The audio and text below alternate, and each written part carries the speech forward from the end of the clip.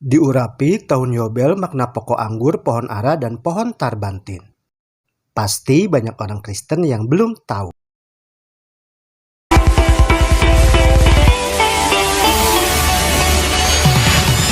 Yang diurapi adalah tema yang berulang kali ditulis dalam Alkitab. Kata mengurapi artinya adalah mengambil seseorang dan memisahkannya untuk suatu jabatan atau misi tertentu. Contoh beberapa tokoh di Alkitab yang diurapi misalnya adalah Harun diurapi oleh Musa untuk menjadi imam besar, tertulis dalam Keluaran 40 ayat 13.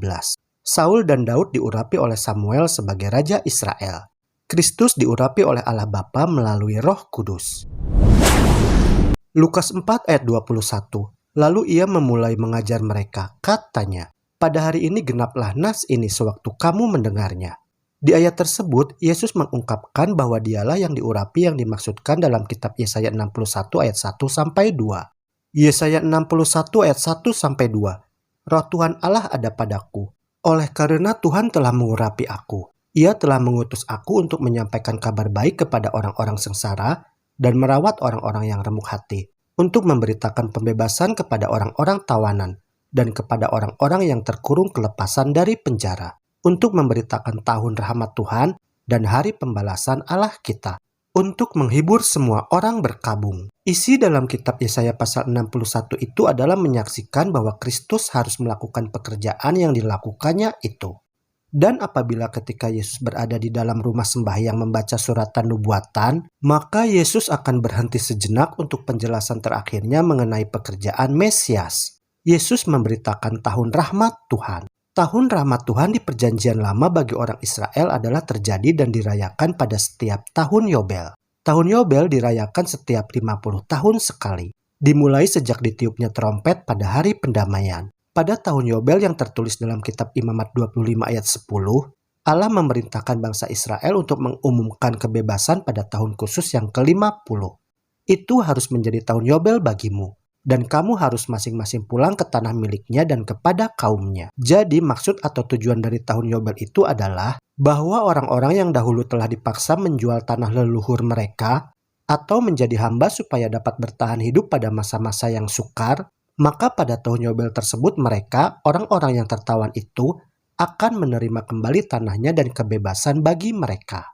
Namun tahun rahmat Allah yang dimaksud dalam Yesaya 61 ayat 2 itu adalah seperti tahun Yobel, namun maksudnya bukan sekedar perayaan yang terdapat dalam kitab Imamat pasal 25. Kitab Yesaya 61 ayat 1-2 adalah menubuatkan tahun di saat Mesias mengumumkan dirinya sebagai Raja di surga. Yang berarti bahwa Yesus telah sah menyatakan dirinya dalam sebuah pelayanan, pembebasan, dan pemulihan. Dan hal itu berhubungan dengan masa penghakiman untuk menentukan siapa saja yang nantinya akan selamat dan yang tidak. Sebab pelayanan Mesias itu adalah jauh melampaui batas-batas yang ditentukan dalam kitab Imamat pasal 25. Karena Mesias bukan saja mengumumkan kebebasan kepada yang tertawan, namun dia juga akan menyembuhkan yang patah hati, menghiburkan orang-orang yang bersedih, dan ia akan membawa pemulihan. Mengumumkan pembebasan itu ternyata juga adalah merupakan tradisi beberapa raja Mesopotamia pada zaman dahulu, yaitu untuk mempromosikan kebaikan sosial dengan cara mengumumkan pembebasan utang pada tahun-tahun awal masa pemerintahannya. Luar biasa bukan makna dari ayat-ayat Alkitab itu?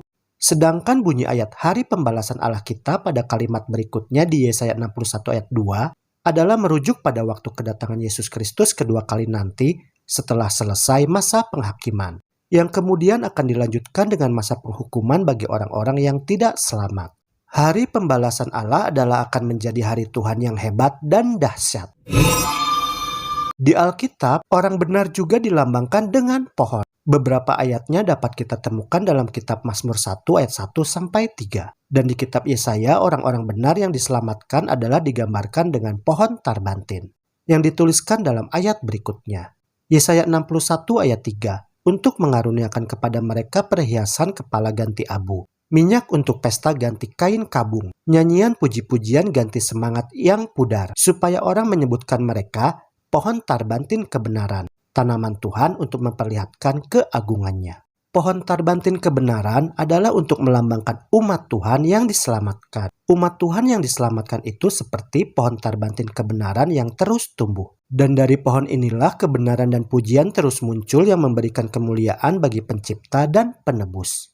Sedangkan pokok anggur, pohon ara, dan lainnya adalah untuk melambangkan hubungan Tuhan dengan umatnya.